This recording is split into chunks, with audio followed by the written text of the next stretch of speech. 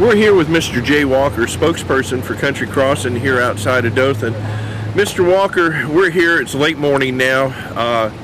When we pulled up, a lot of state vehicles out here. Some are actually even parked out in the roadway as you enter in with their lights flashing. But yet we see no activity going on. Can you tell us kind of from the get-go what's happened here? Sure. About 4 o'clock this morning, the State Patrol rolled in with 135 cars and I don't know how many officers with 2 tactical squads. And myself and 2 attorneys for Country Crossing were here. And at that point in time, the commander came up and said that they were here for an ongoing investigation, and that he was told to stay here until otherwise told by his superior.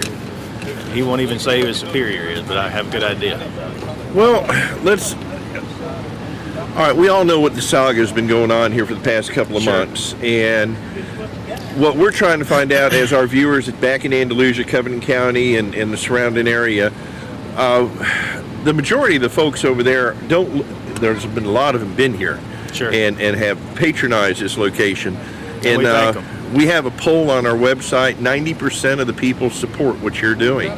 Fantastic. What paperwork have they given you? Have they given you any warrants?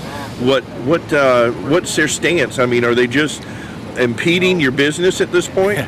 This is it's nothing but a trespass on somebody's private property. It's the same as me going on your property without permission. They do not have a search warrant. They do not have a court order. They have nothing that allows them to be here. The only thing that allows them to be here is a lot of guns and a lot of blue lights.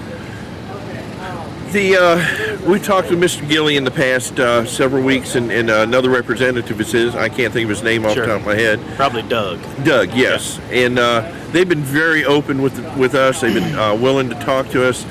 We've also talked to a gubernatorial candidate, Bill Johnson, this morning. Yes, sir. And his comment is where's the Constitution at, from his understanding of what's happening here today. Yeah. There seems to be a lot of question of why the police presence here, and your doors are closed, you're not getting business. I mean, do you think this is a strong arm tactic of the governor? That is exactly what it is. Let me boil it down to what it really is. It has been shown over and over and documented well that the governor took a lot of money from Indian interests both in Mississippi and in Alabama. Mr. Tyson himself has taken over $100,000 worth of campaign contributions from the Indians. Now, they're trying to shut down every private bingo operation in the state so that the Indians can stay open unimpeded. And it is sickening, and it's a sad day in Alabama. It's a sad day in the United States when a governor can wake up one morning and just decide to do this and make it happen. Well, the sad thing about this is there's over 1,300 employees today not at work.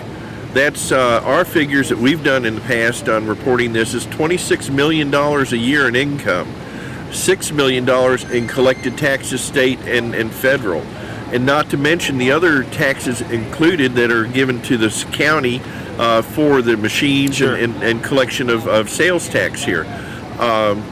Quite an enterprise to be shutting down for what they haven't even said is illegal at this point with no warrants. There has not been a court say this is illegal. The only people or person in the state of Alabama that said this is illegal is Bob Riley and David Barber and Tyson. Do you think that the Barber situation with him being caught in Mississippi just so happens to be at the Indian casino that supported Mr. Riley in his gubernatorial candidacy of gambling and stepping down? Do you think this might be some kind of strong arm to cover up the embarrassment?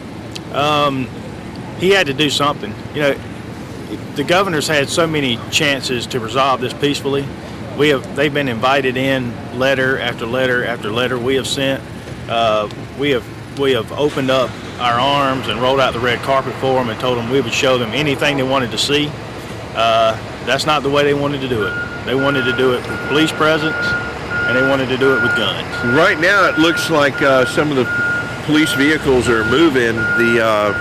command truck is backing out. Are you aware of anything? Didn't you just issue them a trespass warning? I did. We wanted to make sure that they understood what our stance was from a legal standpoint, and it is our belief that they are trespassing on our property. I hope they are leaving. Apparently there's several, as we're speaking behind us, if you don't mind, I'll get some shots of this Sure. behind you. But apparently the command post is leaving behind you. We can look off to the right and see patrol cars leaving. Do you know anything of why they're doing this at this time? Earlier this morning, they did a shift change. There were actually 2 of those trucks there and several more police cars. So I think that it could be a shift change, and then again, maybe they're leaving. I hope they are. Okay.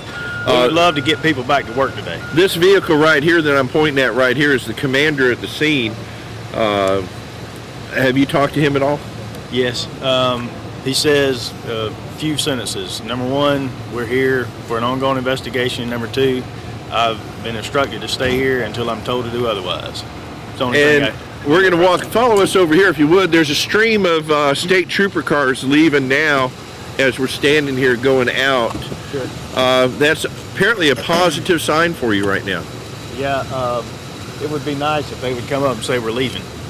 All right. In fact, the whole parking lot has emptied out over there where all the state troopers were. That is, that's a positive sign.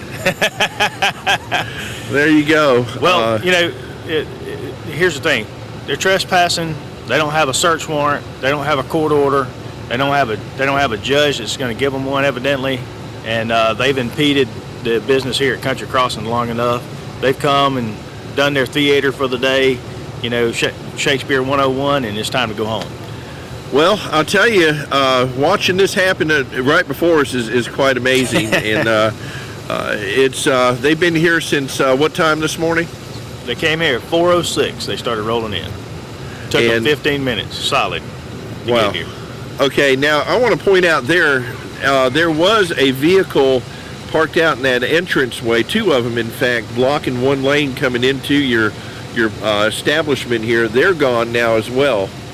I guess what we'll do is let you get caught up on speed on what's going on, and we'll get back with you. Hey, we thank the folks in Andalusia for their support and their patronage. Come back.